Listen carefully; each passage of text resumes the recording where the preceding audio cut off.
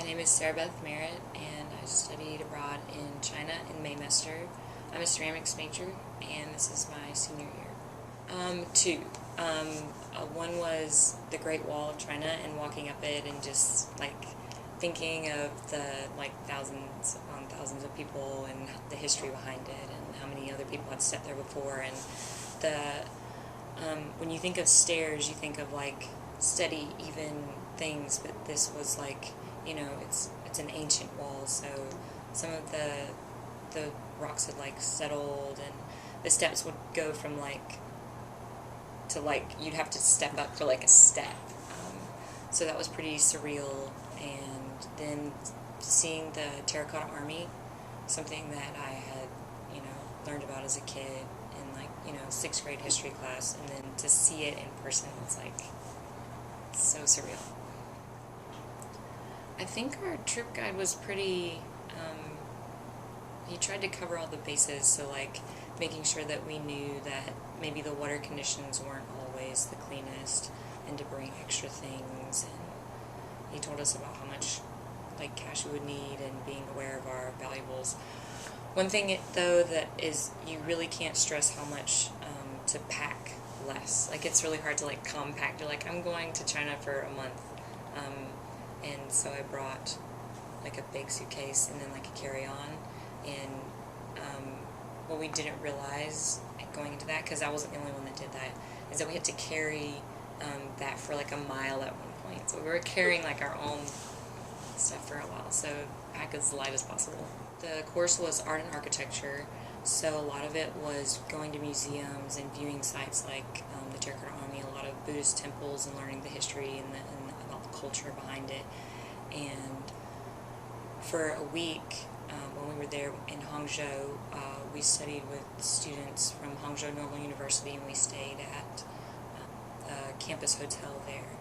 And every day we would wake up and we'd have breakfast with the other students in the cafeteria, and then we'd go to the classroom. And for part of the classroom, Dr. Shi,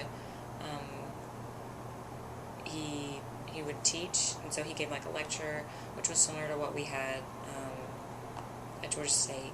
And then the second class we had with Ruth was more loose structured, and she wanted us to go out and experience the city. So one of the things she had the students do was to take us out into the city to one of their favorite spots, or a place where they like to go and meditate, or just enjoy themselves.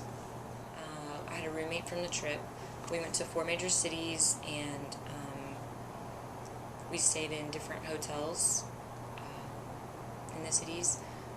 But for my favorite part was actually when we were traveling from city to city. So when we went from Beijing to Xi'an, we had a 12-hour train ride and it was on a sleeper train. I'd never been on a train before, so it was pretty cool. And so it was bunk beds and a little tiny train car, it was literally it wasn't very wide at all. It's really, the beds were really hard. That's something I actually wish I would have known, is how firm the beds were. And they were soft beds, according to their culture. So I ended up having to buy some medication for sinuses and cough syrup type things. So to bring something like that, because that was a difficult thing to translate, I guess, and especially China, the language is really difficult, so maybe to learn a few more words before going.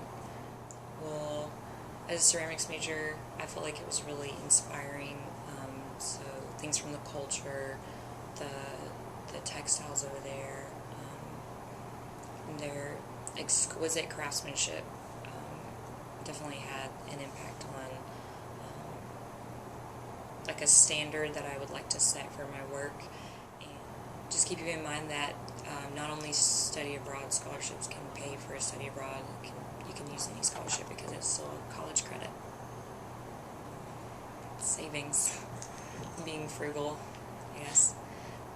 Take lots of pictures.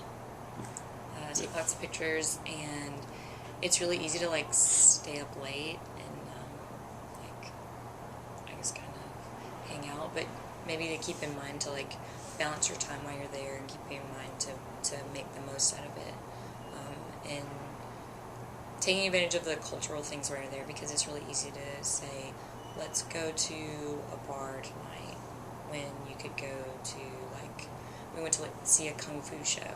It's really cool.